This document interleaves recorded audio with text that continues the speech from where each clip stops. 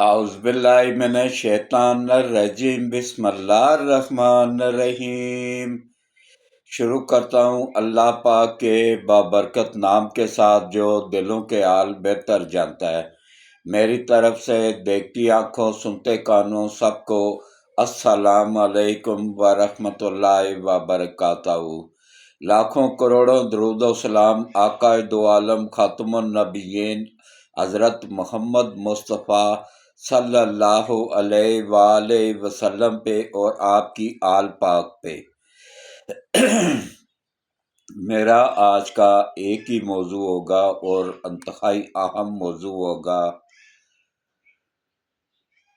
اس پہ بات کروں گا۔ سب سے پہلے دیکھیں، آخرت کی فکر کریں۔ کوئی پتہ نہیں، پہلے بیمار ہو کے آدمی فوت ہوتا تھا، آج کل ہلکا سا ایک جھٹکا لگتا ہے، کیا ہوا جی، دل کا دورہ پڑا اور بندہ سیدھا اوپر۔ تو میرا تعارف ہو جائے پہلے، نماز کی پابندی کریں۔ لاکھوں کروڑوں لوگ قبروں میں پڑے ہوئے ترس رہے ہیں کہ کاش ہمیں ایک دن مل جائے، ہم پورا دن سجدے میں پڑے رہیں، اللہ کی راہ میں اللہ کی عبادت کر لیں۔ تو جو ہمیں موقع ملا ہوا مسجد میں دیکھ لیا کریں، کتنے لوگ کرسیوں پہ بیٹھے ہوئے اشاروں سے نماز پڑھ رہے ہوتے ہیں۔ اگر اللہ نے توفیق دی ہے زمین پہ سجدہ کرنے کی تو اس کو نعمت جانیں اور نماز کی سختی کے ساتھ پابندی کریں، اور گھر میں اگر کوئی بزرگ ہے تو اس کو عزت اور احترام دیں، اس کی بات سنیں، اس کے پاس بیٹھا کریں، اس سے باتیں کیا کریں، کیونکہ یہ بہت تھوڑی عرصے کے لیے آپ کے پاس امانت ہوتے ہیں، پھر انہوں نے چلے جانا ہوتا ہے۔ بزرگ آدمی کتنا، سال، 1.5 سال، 2 سال، اس سے زیادہ 5 سال کر لیں، 10 سال کر لیں، اس سے زیادہ تو اس نے نہیں زندہ رہنا ہے۔ بعد میں جو رونا ہے تو پہلے ہی ان کی خدمت کر لیں۔ بعد میں جو دکھاوے کے لیے لوگوں کو ختم وغیرہ میں، 40ویں میں، کل میں، ان میں اگر نمود و نمائش کرنی ہے تو پہلے وہی خوراک ان بزرگوں کو کھلا لیں۔ ایصال ثواب ضرور کریں، میں منع نہیں کر رہا ہوں، لیکن جب وہ زندہ ہوتے ہیں اس وقت تو اللہ کے بندو ان کو پوچھو، ان کی ضروریات کا خیال رکھو۔ اور اس کے بعد دیکھیں، آج میں صرف ایک ہی بات کروں گا کہ خدا را اپنے ملک کا سوچیں۔ ملک پاکستان ہے تو ہم سب بھی ہیں، یہ بڑے بڑے جتنے بھی ہیں نا لیڈر وغیرہ، ان کے 10 ملکوں میں گھر ہیں، ہمارا جینا مرنا اسی ملک کے ساتھ ہی ہے۔ تو دیکھیں کس طریقے سے ان کی تعداد بڑھ گئی ہے، تقریباً 30 کے قریب ہو گئے ہیں جو بلوچستان دھماکے میں لوگ شہید ہوئے ہیں ریلوے اسٹیشن پہ۔ تو مشکوک سامان، مشکوک لوگوں پہ نظر رکھا کریں، فوری طور پہ قریبی پولیس کو یا 15 پہ فون کر کے اطلاع کر دیا کریں۔ اور اسی طرح کراچی میں جو ڈکیتیاں وغیرہ ہو رہی ہیں بڑی تیزی کے ساتھ، اس پہ بات کروں گا۔ یہ جو کچے کے ڈاکو ہیں اس پہ بات کروں گا کہ خدا را ان کی اگر ایسا کوئی موقع آئے کسی کو لوٹ رہے، کراچی اتنا بےحس ہو چکا ہے نا کہ ایک آدمی کو لوٹ رہے ہوتے ہیں اور دوسرے پاس سے گزر کے جا رہے ہوتے ہیں۔ اللہ کے بندو، اگر کسی کے پاس گاڑی ہے تو وہ تو بائک پہ ہوتے ہیں، ان کو پیچھے سے مارو ٹکر اور ختم کر دو۔ کسی کے پاس اگر لائسنس یافتہ اسلحہ ہے ان سے وہ فائر مار دیں، ان کو کوئی بھی نہیں پوچھے گا۔ ان مردودوں کا یہی علاج ہے، ان کو جہاں پہ دیکھیں عوام مل کے ان کو جگہ پہ فارغ کر دیں، نہ یہ بعد میں یہ پیسے دے کے عدالتوں میں انصاف بکتا ہے، ہوتا نہیں ہے، بکتا ہے۔ یہ پھر باہر آ کے دندناتے پھر رہے ہوتے ہیں اور بے قصور لوگ اندر ہوتے ہیں، جیلوں میں پڑے ہوئے ہوتے ہیں۔ تو باقی دیکھیں کس طریقے سے یہ ملک بنایا گیا۔ ابھی اس وقت جتنی ہمیں ضرورت ہے نا اپنی فوج کا، اپنی ایجنسیوں کا ساتھ دینے کی، یقین جانیے 77 سالہ تاریخ میں کبھی نہیں تھی پہلے۔ اس وقت چاروں طرف سے خربوں ڈالر لگا کے ہمارے ملک کو کھوکھلا کرنے کے لیے، سی پیک روکنے کے لیے، سی پیک ہماری آنے والے بچوں کا مستقبل ہے۔ یہ سی پیک 2 سٹارٹ ہو چکا ہے، اس کو روکنے کے لیے یہ دھماکے کیے جا رہے ہیں، بلوچستان میں افراتفری پھیلائی جا رہی ہے، اور اس میں سب سے زیادہ کردار کن کا ہے؟ یہ ان غدار بلوچ سرداروں کا، جو کہ تھوڑے سے ہیں، اور اس پہ ان میں وہ غدار ماہم بلوچ بھی شامل ہے۔ اللہ ان کو یا تو ہدایت دے تو یا پھر اٹھا لے، دونوں میں سے ایک کام ہو جائے تاکہ ہمارا ملک میں سکون ہو جائے۔ دیکھیں، اب وہ مسافر تھے، سفر کر کے، کوئی سفر پہ آ رہا تھا، کوئی جا رہا تھا اسٹیشن پہ، ریل گاڑی کے انتظار میں تھے، تو ادھر دھماکہ کر دیا گیا۔ تو باقی جہاں کہیں پہ بھی دیکھیں، فوراً اپنے قریبی پولیس اسٹیشن کو 15 پہ اطلاع کریں، یا پولیس والا کوئی دیکھیں اس کو اطلاع کر دیں، یا ریلوے کی پولیس کے ساتھ تعاون کریں، اور ریلوے پولیس کو بھی چاہیے کہ وہ اس کا وہ اپنے کیمرے وغیرہ درست رکھیں، سکینر درست رکھیں، اور اچھی طرح چیکنگ کریں کہ پٹری ادھر سے آ رہی ہے، ادھر سے آ رہی ہے، دونوں طرف دو دو بندوں کی ڈیوٹیاں لگا دیں تاکہ ریل کی پٹڑی کا راستہ پکڑ کے کوئی بندہ اندر داخل نہ ہو سکے۔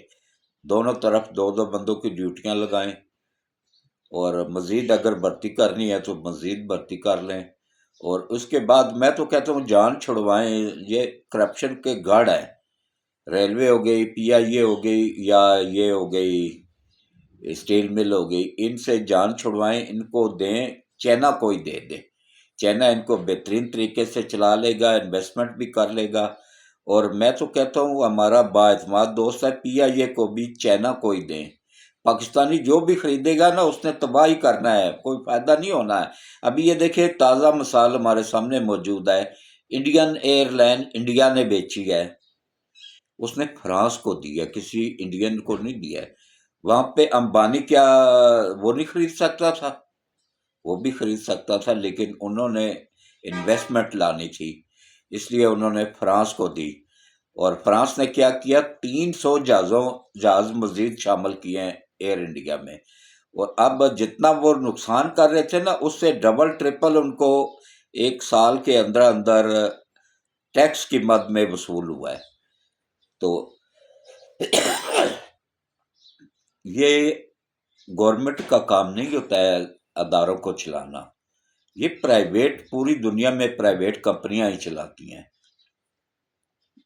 یہاں پہ تو ہر چیز پہ سیاست کی جاتی ہے کہ یہ نہیں ہونا چاہیے، ہم پی آئی اے کو نہیں بکنے دیں گے۔ پی آئی اے کو سب سے زیادہ اگر نقصان کسی نے کیا ہے نا، تو پی ٹی آئی نے کیا ہے، اور پی ٹی آئی کے اٹلانٹک ایئر لائن کو، عمران خان کے دوست کی ایئر لائن تھی، اس کو نفع پہنچانے کے لیے پی آئی اے کو وہ مردود سرور خان، جو یہ جس کو عوام نے اس مرتبہ جوتے مار کے الیکشن سے باہر کیا ہے، اس نے اسمبلی کے فلور پہ کھڑے ہو کے جھوٹ بولا، کوئی پوچھنے والا ہی نہیں، ابھی تک اس پہ کوئی کیس ہی نہیں ہوا ہے۔ یہ تو یہاں پر کا قانون ہے۔ اس نے جھوٹ بولا کہ پی آئی اے کے تمام پائلٹس کی ڈگریاں جعلی ہیں، لائسنس جعلی ہیں۔ پوری دنیا میں ایک تھرتھلی مچ گئی کہ بھائی یہ تو پوری دنیا کے لوگ سفر کرتے تھے پی آئی اے میں، وہ ان پہ بین لگ گیا پوری دنیا میں، اور اس پہ بین لگا کے تو عمران خان کی جو دوست تھا نا، وہ یہودی تھا، وہ بھی، وہ اٹلانٹک ایئر لائن اس کی بالکل فلاپ ہونے کے قریب تھی، اس پہ کوئی بیٹھتا ہی نہیں تھا، اس کو پھر یہ روٹ دیے گئے، اس نے، وہ تو خربوں کا مالک بن گیا، اور پی آئی اے کا بیڑا غرق ہو گیا۔ اس کے بعد پی آئی اے اپنے قدموں پہ کھڑی نہیں ہو سکی ہے آج تک۔ تو اس کے بعد دیکھیں کس طرح ان 4 سالوں میں انہوں نے ملک کو تباہ کیا ہے، پی ٹی آئی والوں نے۔ گھی کا ریٹ تھا 140، اس کو 600-650 تک لے کے گئی، ابھی تو پھر کچھ کم ہوا ہے۔ پیٹرول تھا 65 روپے لیٹر، اس کو 230 تک لے کے گئے یہ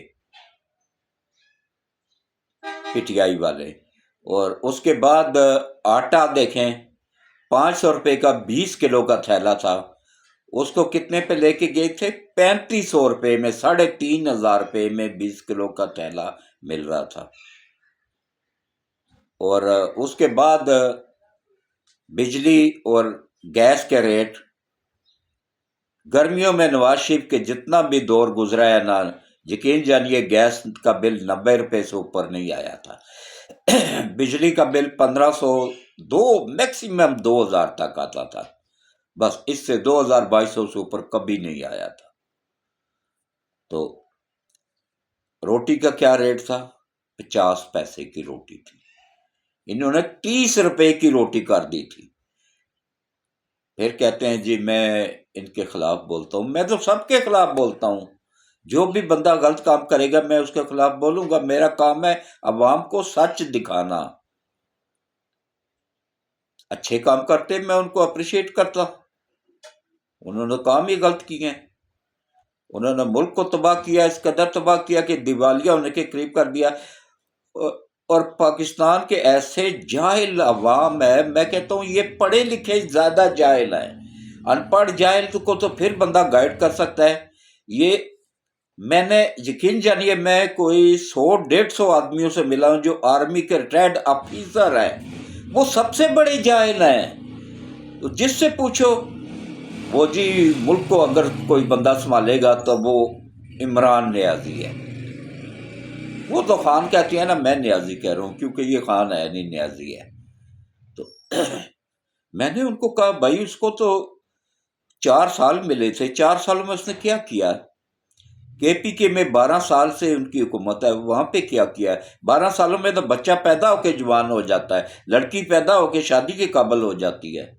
انہوں نے کیا کیا ہے سوائے اس کے کہ صوبہ 8 ارب کا قرض دار تھا، اس وقت گوگل سرچ کر لیں ابھی 987 ارب کا قرض دار ہے. پاکستان کے قرضے 77 سالوں میں جتنے تھے انہوں نے 4 سالوں میں ان کو ڈبل کر دیا تھا، اور 1 روپے کی 1 اینٹ تک کہیں پہ نہیں لگی ہے، سب ہڑپ کر کے کھا گئے. جب بھی ان کو گرفتار کرتی ہے نیب یا ایف آئی اے، ہاں انہوں نے جو وہ میٹرو بنائی ہے نا پشاور میں، اس ٹھیکیدار کو 1 دن کی ریمانڈ پہ لیا ایف آئی اے والوں نے، تو اس نے 30 ارب روپیہ واپس کیا ہے ایف آئی اے کو. تو اگر یہ مردود جج یہ اگر ضمانتیں نہ دیں، پیسے لے کے نہ انصاف کو بیچے، نہ ان ڈاکوؤں کو رہا کروائیں، تو وہ تمام لوٹی ہوئی رقم واپس ریکور ہو سکتی ہے. یہ ان کو کام ہی نہیں کرنے دے رہے ہیں. یہ اس وقت اگر شدید ضرورت ہے نا ہمیں کسی احتساب کی، وہ ان ججوں کا احتساب ہونا چاہیے. میں آج بھی دعوے سے کہہ رہا ہوں کہ یہ جو تھی نا یہ جسٹس عائشہ، اس کی ڈگری چیک کروائیں. اس کی ڈگری اگر جعلی نہ نکلے تو میں ہر سزا بھگتنے کو تیار ہوں.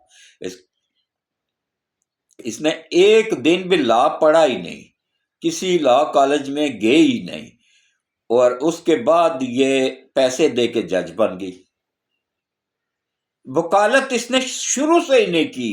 اگر کوئی بندہ ثابت کر دے کہ یہ اس نے وکالت کی ہے تو مجھے پوری زندگی کے لیے جیل میں ڈال دے، پھانسی پہ چڑھا دیں، جو مرضی کر.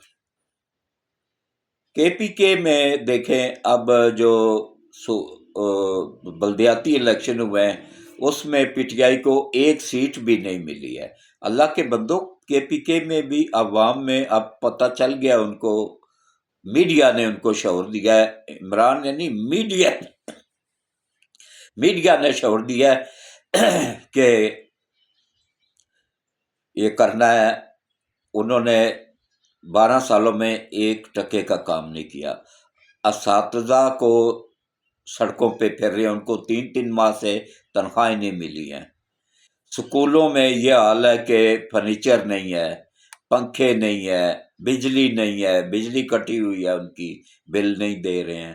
سرکاری سکولوں کو دھڑا دھڑ یہ ان کی زمینیں بیچ رہے ہیں. یہ تو ایک مافیا ہے، ان سے اچھے کی امید نہ رکھیں۔ اگر ملک بچانا ہے تو ان پہ پابندی لگانی چاہیے، اور سب سے پہلے ان کرپٹ ججوں کو سیدھے راستے پہ لانا پڑے گا، اور اس کے بعد پی ٹی آئی پہ مکمل پابندی لگائی جائے۔ یہ ایک دہشت گرد تنظیم ہے اور اس کا سیاست سے کوئی تعلق واسطہ نہیں ہے۔ تو اس کے ساتھ ہی میں اجازت چاہوں گا، باقی باتیں کل ہوں گی انشاءاللہ۔ آج عدالتوں میں بڑے اچھے اچھے فیصلے آنے ہیں، اس پہ شام کو ڈسکس کریں گے بیٹھ کے، اور آپ تک پوری معلومات دیں گے۔ اجازت دیجیے، اللہ حافظ۔